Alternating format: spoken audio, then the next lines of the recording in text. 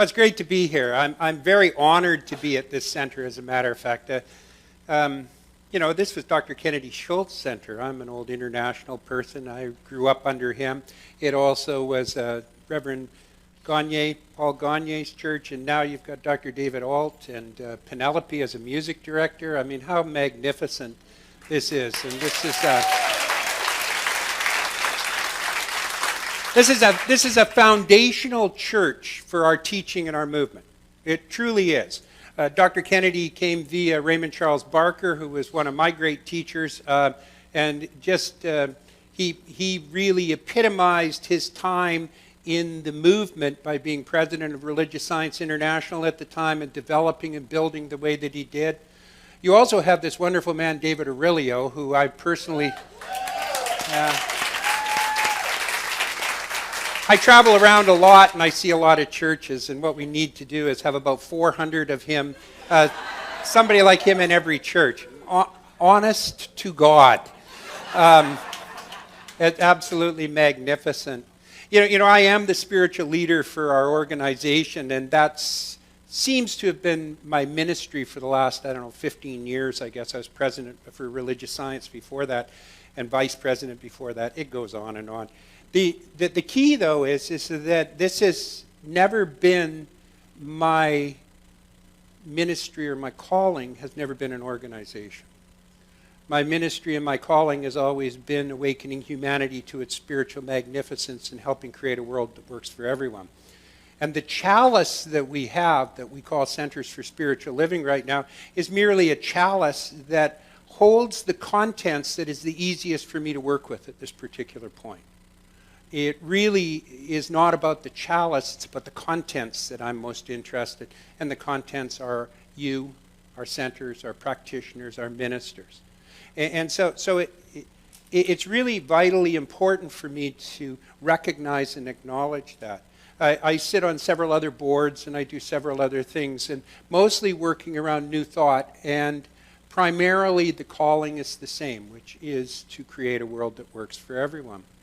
And what I've discovered is that to do that, it demands change. It demands that things transform from what they are to what they need to be in order to be the vehicle to be able to take us to where we're being called in our resonant souls. That part of ourselves that brings us to this center is a prime example. I mean, you know, nobody's sitting here because somebody's a good speaker or because the music's great, although the choir's great and the band's great, so maybe you are. But if that's the only calling that you have, then there's lots of other places you can go. Why we're called here is we're called here because there's a sense of a spiritual community and a sense of an inclusivity and a connection. There's a sense of some truth being spoken that seems to be blossoming within us. And I want you to know that it's not just blossoming within you here in Atlanta, or within Centers for Spiritual Living all over the world, or within the Unity Movement, or within AGNT, or within INTA, or within UFBL, or Johnny Coleman's organization. What's happening is the awakening is happening to humanity. There's a spark that's being ignited within us, and that spark is pulling us towards it. It's drawing us into it. And so I know that you guys are going through some magnificent changes that are going on right now. You are literally living our theme of transformation and evolution. Seriously. And I don't know whether or not you're aware of it or not, but that you're being watched by hundreds of thousands, if not millions of people as you embark upon this particular journey. And why you're being watched is because we recognize and know that there needs to be transformation in the organizations and the structures that we have that match the consciousness of who we are, as opposed to trying to fit who we are into the organizations and structures that refuse to change.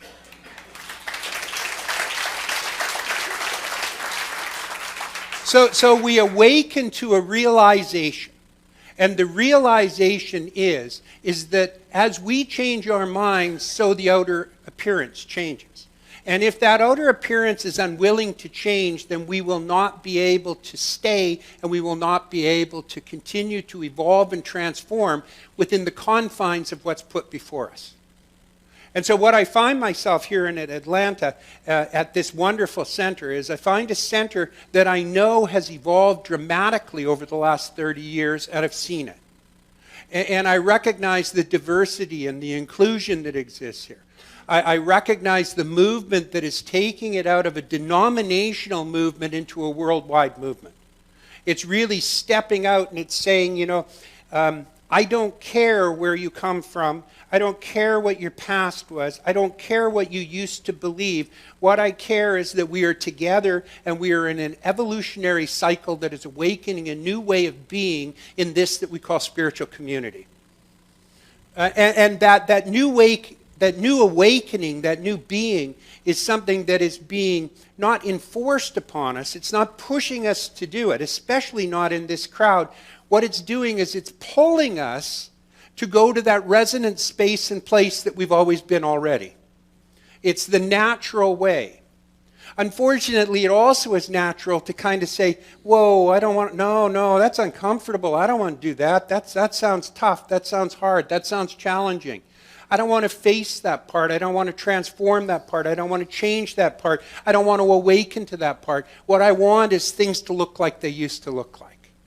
I want to go back to my comfort base. But I'll tell you is that the bravery and the courage that this center and other centers and other teachers in this movement are demonstrating and putting forward are things that are being cast before us as a light that will draw and attract us, which means it'll draw and attract the rest of the world, that we will eventually show up there. I'm in partnership with the Fellowship for Affirming Ministries, which is Pentecostal Evangelical. We're connected to the American Baptist College out of Nashville, Tennessee, with Dr. Forrest there. We're connecting with a lot of different people in our integration and our connection, and it really is stimulated, and I can see it happen. I didn't necessarily was born in Atlanta, but I see with the Pokes, I see with Carlton Pearson, I see with what I see around the world that Atlanta has most certainly been one of the catalysts that have brought us to this recognition and this awakening. A catalyst that says it doesn't matter if you're New Thought, it doesn't matter if you're Christian, it doesn't matter if you're Muslim. What matters is that you're willing to evolve, you're willing to step into a new way of being and a new life, a new way to be able to express what we call spirituality, and you guys are doing it.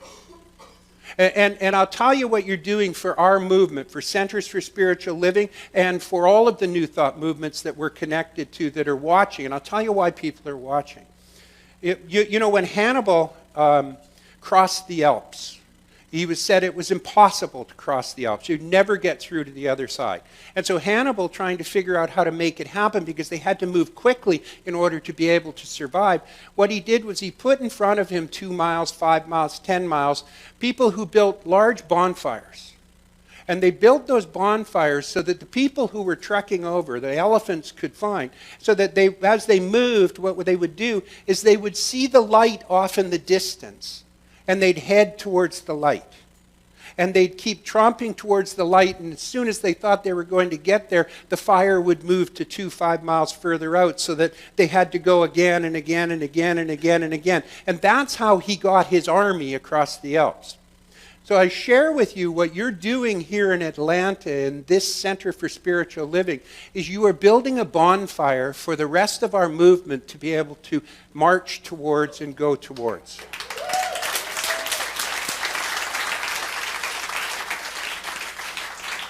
Now, I don't think bricks and mortar churches are going to disappear and end, and I believe that they'll maintain and they'll keep on. I also believe that they will transform within and transform in a way that will be more appealing to people than they have been in the past. You see, we found this incredible thing that's gone on in our world right now is that we've moved to an inclusive time and age, and we fall into an autocratic organizational structure, and we look at the autocratic organizational structure and we wonder why it doesn't work anymore. We wonder why you can't just have a Dr. Kennedy Schultz at the lead and that's what's there. And what happens is the evolution and the transformation that we're talking about takes place within us, and we have to transform to fit it. And in order to be able to do that, in order to be able to make an inclusive, equal organization, what you have to do is you have to remove the autocracy from it, and you have to open the door for everyone to be leaders and everyone to participate. Because when you get to that particular point, what occurs is you have a collective consciousness which actually grows exponentially around us and in the world. That's how you make it happen. How you awaken 100 million people is you invite everyone to be awake. You don't keep them separate. You don't stand back and say, I'm the boss, this is the way it's going to work, and if you don't like it, you have to come and tithe anyway.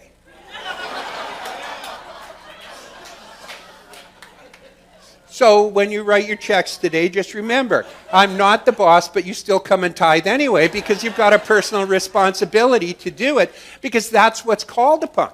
You know, it's called upon those who are perceived to be leaders to step out of leadership. Not to remove themselves, because you don't ever want to do that, but to be able to step down to create an equal playing field. Am I making sense? And so what you've had is you have a leader who actually stepped down and moved over and said, let's create something new, and it no longer needs to have a titular head. Instead, what we can have is we can have an inclusive party of mature spiritual individuals that will come together and magnetize and grow and increase and evolve and let everyone be a leader. Right? And so that calls upon the leadership to step down and step aside so that everyone can move to the equal part. That gets rid of the autocracy, but then it puts a demand on those who want leadership to step forward and actually lead, to participate maturely in how we go about doing what we're going to do. And you guys, being the fire off in the distance, are building it, you're the ones that are probably going to get burnt fingers in the process of doing it. While 500,000 people watch you and say, I got to go there. Because you'll learn to move through it. But in order to learn to move through it, you have to take some basic steps in your own maturation process and your own ability to be able to embody the responsibility and the power that you have been called to, not called to by CSL, not called to by a denomination, not called to by a minister, but called to through the resonant heart and soul of who you are. Oh my God, I'm being pulled into something. And now what I need to do is I need to continue to march and walk through it to get to the other side, because there is something wonderful that is happening here, and it is happening through me. William Leader, who is part of the Theosophical Society, in 2014, I want to point this out because it was 2014, which is 2 years before your election, because it demonstrated the election that happened in the United States so clearly. I'm a Canadian, so I shouldn't even be talking about this, but it was a magnificent demonstration in 2014. And what he said was that when that fire becomes big, and he said in the society and the world that we live in right now, the light is getting brighter. Does everybody feel that? Despite the fact of what's going on in the outer world, the light is getting brighter. But he demonstrates the fact that when that light gets brighter, the shadow grows. It portrays a greater shadow in our lives and what goes on with it. Where you're being called is to walk through that shadow to the other side, recognizing and realizing that the shadow isn't the real thing, it's the light that is true. To be able to follow that. And that puts demands on you. Meter said in 2014 that there are 3 basic kinds of people or reaction to the world around us. The number 1 reaction he talks about is that reaction from that group of people who want things to be the way they always were before. Make America great again. They want things to be the way they were before, where we know that can't happen. The good old days weren't that good.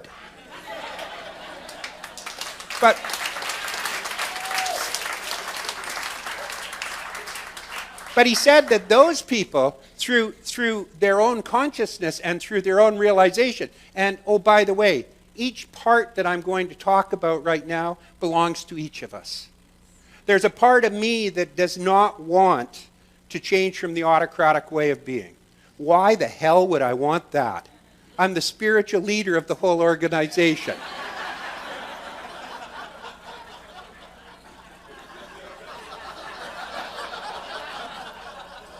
Think about it. But the thing is that what he said is that that group of people are the people who foundationally have had it with the change that goes on because they feel insecure about what's happening in the world around them.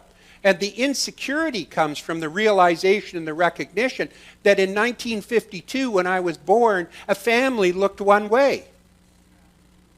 In 1952, when I was born, you went to work for a company and you worked your whole life there. In 1952, when I was born, education looked this way. I knew what the rules were. I knew how to get where I needed to get. And so on, and so on, and so on, and so on. And he said that what I heard a sociologist say once was that all fundamentalism, and fundamentalism is the desire to hang on to something from the past and not let go of it. You do realize that. Whether you're talking about religious fundamentalism or whether you're talking about social fundamentalism, it's the same thing. And what he said was, that the sociologist said was, that because people and what's happening in the world today have looked at it and they've said, my family life has changed, my work life has changed, my society has changed, and they're going to have to kill me before they change my religion. And the key that's being made from that statement is this, is that they will kill him before the changes come. And that's the part of us that needs to die. That part that is terrified of the transformational changes that take place. So that we no longer sit in the place where we say, I'm not going anywhere, I'm hanging on to this, I'm not changing. That's not the way it's going to be. So William Meader then says there's another segment out of the three, and he said that's that group that stands over here. And he said that group that stands over there, they're the ones who feel totally disempowered and disengaged with the world around them. And they don't believe that they have any power personally, and they don't believe that there's any value to participate in, and they do not trust the system, so they say, I'm not even going to play with it. I'm just going to drop out. I believe 49% of the population of the United States did not vote in the last election. Who do you think elected the president? I'm just not going to play. I want it the way it always was before, and I'll fight to get it. And so he said in the middle, though, is a group of people. And he said those are the people who have faith, trust, and heart in knowing that there's a potential and a possibility, and that their participation transforms the world around them. And that they're willing to stand in the middle and to walk through the fire, walk across the broken glass, throw in your metaphor, to be able to arrive where it is that they want to go. See, there's a power in the universe that is so strong that it's pulling us towards it. And I will tell you, it loves you so much, it will pull you through cheesecloth to get you. Seriously. And if we don't trust it, if we don't have the faith in it, then the end result is that we will go either here or we will go here, when who we are and always have been is we are here. We are the middle. We are sitting here in the middle saying, I have faith in a power that is divine, knowing goodness must be the result of this. There is God. There's one life. That life is God's life. That life is perfect. That life is my life now. And there it is. So we sit in the middle, and in that middle is where all the change percolates and where it all comes from. It's from there that the fire gets built, that creates the flame that allows us to trek and move, which is what you're doing. It's that place and that spot. And the danger is, who knows what's going to happen? I mean, there's a level of pissed offivity when you work together with each other sometimes. Have you noticed that? You know, how come you recognize Walter, but you don't recognize me? All that stuff that comes in there. You know, hurt feelings. Gee, how can this work? We never have enough money. This is too hard. Emma Curtis Hopkins has 3 things that the spiritual individual must give up in order to become truly spiritual. But before I tell you that, you want to hear my joke? Yes. Lighten up, Kenn. Okay. So there's this ship at sea, and the ship's been sailing. It's been months and months and months at sea, and it's been sailing along and traveling. And they haven't seen land in months. And finally, they've got somebody up at the crow's nest. Finally, they come and they see off in the horizon a little cloud, a little wisp. And the fellow up in the crow's nest yells, "Land ho!" And so the ship steers towards it. And sure enough, as they get closer, it begins to develop that there's actually an island there. So they sail towards the island. As they get there, they see that on the island is a big bay. So they head towards the bay. As they enter to get in towards the bay, they see off in the distance that there's 3 structures, 3 buildings that are built up on the hill. And so they look at that, and that's fine. They sail into the bay, and they see a guy standing on the beach, jumping up and down, waving his arms. So they sail in, they anchor, they drop a boat, sailors go ashore, and they go and they talk to the fellow who's on the shore. And he says, "Thank God you're here. Oh, you won't believe it. I've been here for 15 years, marooned on this island. It's been just absolutely horrible. There's not another soul on the island. I'm the only one here. I've been so lonely for the last 15 years. It's traumatic and tremendous that you're here." So they say, "Well, that's great. That's great. Well, of course we'll save you. We'll take you off. That's no problem whatsoever." So we can't help but notice, though, you've got 3 buildings. What are those 3 buildings? He says, "Well, that one's my house. I built that for shelter, place to live." "Oh, that's wonderful." Say, "Well, what's that one?" "Oh, that's the church I go to. I built that one to go and have a church to go to." Say, "Oh, that's sweet." Say, "Well, so what's the 3rd one?" Say, "Well, that's the church I used to go to."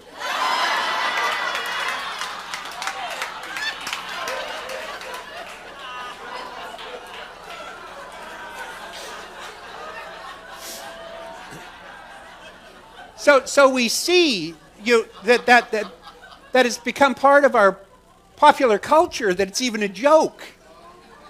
But that's what happens to us, is that we create a reason that's not a reason to withdraw from something that's all created within ourselves. And the demand for spiritual maturity is that you stop doing that. And that you actually start looking within your own being and your own self and say, "This is my creation. What is it that I need to evolve and transform in order to be able to answer the calling, the resonant calling that's pulling me towards it? What do I need to become the person that transforms spirituality in the 21st century so they recognize and know what it is?" And that's what you're undertaking.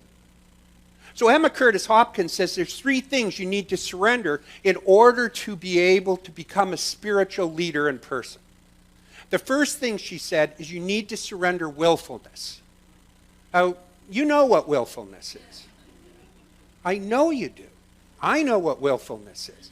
Willfulness is my way will be done. I don't care what you think. My way's right. You're wrong. And it's not about the individuality. It's about spirit itself. We have a willfulness that actually works against us with spirit. I said at the first service that Karen was my practitioner, the first service. Mary Jane's right now, so I'll use her. I said, if I asked Mary Jane to go and get me a glass of water, I know that Mary Jane would get up and go and get me a glass of water. And, I wouldn't probably think another thing about it until she brought it and handed it to me. I wouldn't bother to go and check on her. I wouldn't look over her shoulder. I wouldn't do any of those things. I just trust Mary Jane will go get me a glass of water. If I asked Spirit to get me a glass of water, odds are I'd probably follow it into the kitchen, look over its shoulder, make sure that it was, you know what I mean? And the bottom line is I have a greater faith because of my willfulness in Mary Jane than I do. We know that when you surrender something and turn it over, that it must become the reality. It must become the real thing. And then what we do is curse and condemn everything that happens between this time that we start moving towards it and the time that we finally arrive. And every time we take a step into it and walk across that broken glass, that fire, those hot coals, whatever it is, every time we do that, what happens is there is that within us that says, oh my God, get out, you don't have to do this. You can step off to the side, you can step away, you can make it, you can go back to the way it used to be. You don't have to participate. But spiritually mature people who are transforming the world in spirituality, in the recognition and the awareness of the world itself, in the evolution of consciousness, cannot afford to step out of that. That's their responsibility. That's their calling. That's what they do. That's why we do it. So it's a demand put upon us to be able to surrender our willfulness and enter into faith with the higher power. The second thing she said we have to give up is making it hard. And you know what I'm talking about. We're creating a new way of being able to do church here, a new form of spirituality, totally unlike the Catholic Church, Jehovah's Witness, Christian, whatever church I grew up in.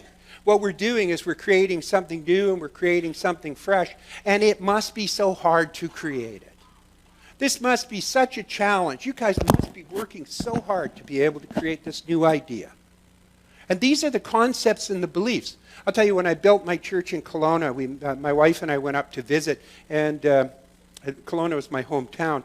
And so I stayed with my family when I was there, and I'd get up every morning, and I'd go out. When I first got there, we had to find a location, get our nonprofit status, all the things you do to be able to open a spiritual community. And so, Deborah and I are there, and we're doing that. We're working through it. And when we first got there, when we first arrived from Southern California and moved in there, everything went so smooth. It was so smooth. We'd go someplace and people would smile and say, of course, give it to us. Of course, give it to us. Whatever we wanted. We were in the flow. And then, suddenly things started to get really restricted and constricted. They suddenly became hard to do things. Now we'd show up and say, oh no, you can't do that. Oh no, that's not going to work. Oh no, that's not available. Oh no, oh no, oh no, oh no. And I can remember, because I was fresh out of practitioner school, so you know how incredibly intelligent I must have been.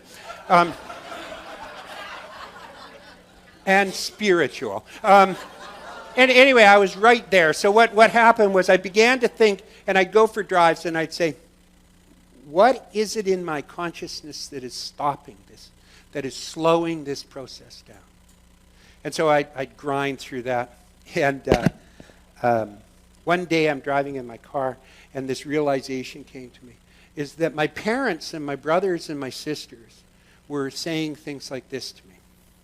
They were saying, Ken, we're so proud of you. What you're doing, we're so incredibly proud of you. It must be so hard to do what you're doing. And when they'd say, you're so proud of you, and they did not mean it in any way negatively, I would open myself up. Oh, give it to me. And in it would come, and then would be dropped, and it's so hard. And it's so hard. And it's so hard. It isn't hard, it's my life. I don't do hard things, I live. So do you. This development, this growth, this evolution, this community that you're talking about creating, that you're on the pathway to create, is not hard. It is your calling. It is who you are. It is your life. So when Emma says you've got to give up willfulness and have faith, and then she says, and stop making it hard, that means you have to recognize that between now and the time that the fire is burning and the rest of the crowd show up, what you're doing is partying up there. You're having a good time of it, and it's not hard, it's life. That's the way it is. It's not about the money. It's not about the people. It's about the divine calling within you as a spiritual community that have risen and manifested a not autocratic organizational structure that you're responsible for. Go for it. The third thing Emma says that we have to give up is we have to give up our desire for personal recognition. That's a swallow. Oh no, hear all the murmuring. Oh God, not that. I don't mind not being willful. I don't mind not being hard, but no self-recognition, no personal recognition. Why the hell would I be here?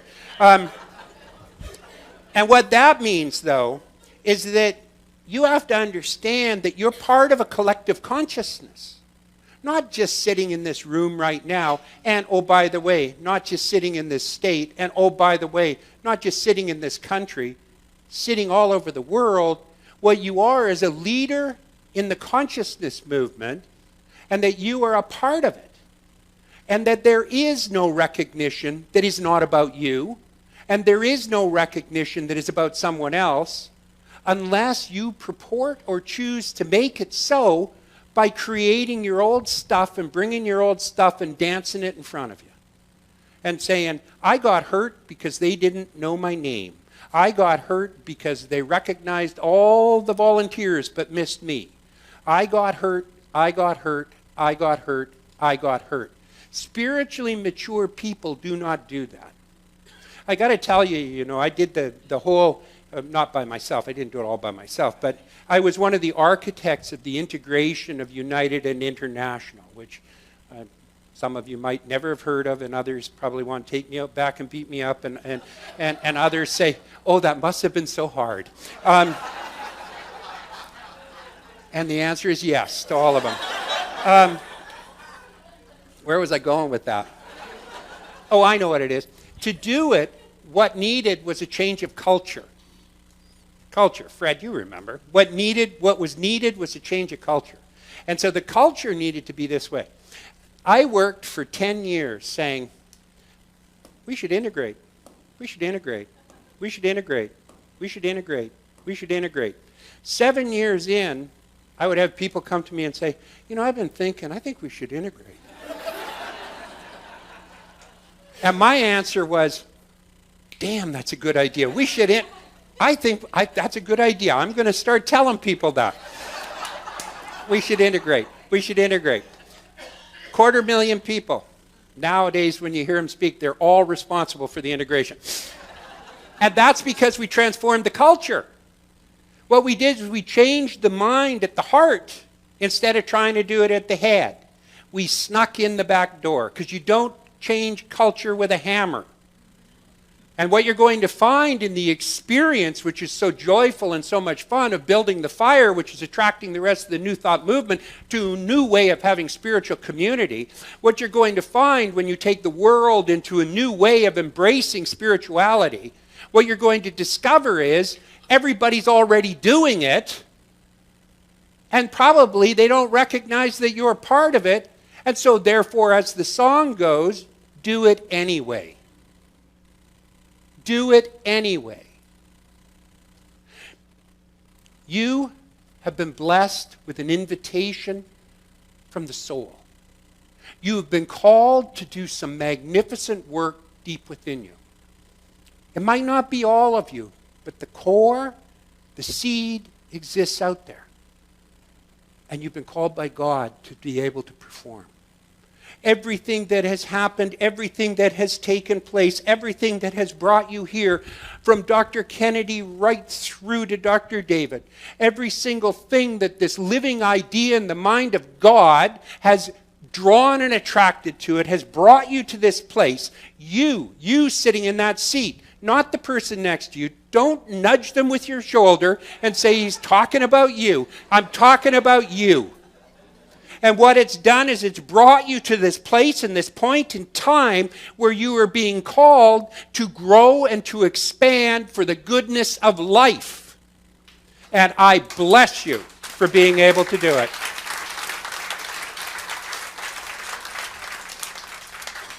You are my heroes. I want you to know I support you 100%. I want you to know the world is watching. I want you to know you are a gift to humankind. God bless you, and thank you so much for having me. Hi, I'm David Ault, and I simply want to say thanks. Thanks for taking the time to watch our broadcast here at Spiritual Living Center of Atlanta.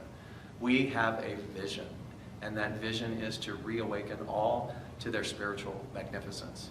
And one of the ways that we are able to do that is through this very medium of broadcasting. So if you got anything out of this, if you felt in any way inspired, or if something spoke to you directly, then I extend an invitation to you to become a part of our family by donating. And there are many ways in order for you to be able to do that. One is to simply go to our website at slca.com, and there you will find all different kinds of prompts that will help you support what it is that we are doing here in Atlanta. One way is to become a pledger. That means that you decide on a monthly basis that you are going to help us with this vision. Another way is to donate through our management system called Fellowship One, another through PayPal, and another even easier way is on your cell phone. You can do what's called text to tithe, and that number is 404-796-7030. Again, thank you so much for your support, and I invite you to come back weekly to see what it is that we're up to. Blessings.